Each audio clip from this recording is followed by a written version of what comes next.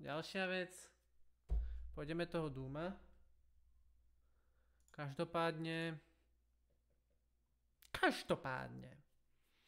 Predtým si dáme menšiu osvetu od Avastu, lebo je to veľmi potrebné, hej, a myslím si, že by sme takéto veci mali robievať samozrejme, hej, dosť často, takže poprosil by som, keby ste samozrejme si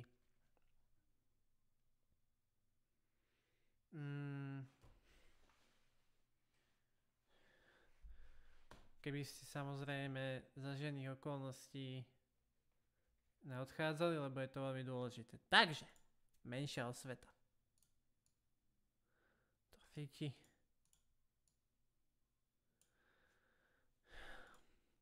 Takže, všimli sme si vyšší počet zlodejov hesiel. Zlodeji hesiel predstavujú typ malware, ktorý si môžete nechtiac nainštalovať v počítači.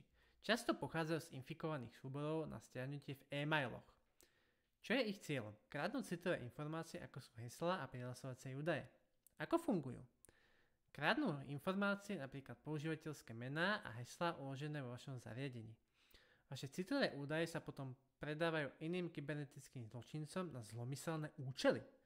Zozbierané údaje často slúžia na krádež identít a uskutočňovanie podvodných nákupov.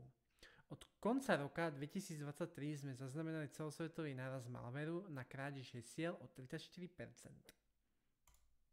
Ideme na to. Zlodeji hesiel pochádzajú zo súborov na stiahnutie napadnutých malvér. Zlodeji hesiel predstavujú typ malvér, ktorý cieľom je kradnúť osobné údaje. Zacieľujú sa tiež na heslá uložené v prehliadači, čo im umožňuje prihlasovať sa do účtov bez zadania hesla, ako aj prihlasovacie údaje do bankových a kreditných účtov. Uvádzame niekoľko príkladov infikovaných e-mailov a ukradnutých údajov. Hej, tu sú príklady.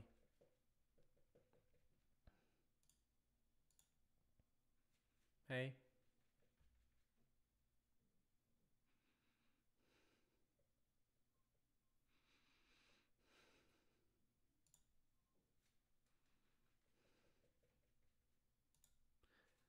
Čo s tým môžeme robiť? Ako zabrániť tomu, aby ste sa stali obeťou zlodeja hesiel?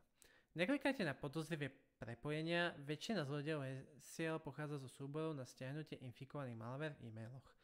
Presne preto je dôležité, aby ste nikdy neklikali na podozrivé prepojenia ani súbory na stiahnutie v e-mailoch. Vždy by ste mali postupovať obozretne, aj keď poznáte odosielateľa. Neukladajte si heslá. Nikdy si neukladajte heslá vo formáte obyčajného textu.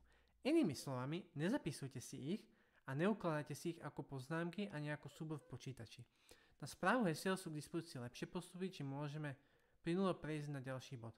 Používajte správcu hesiel. Správca hesiel umožňuje vytvárať silné heslá bez obáv z toho, že si ich musíte všetky zapamätať.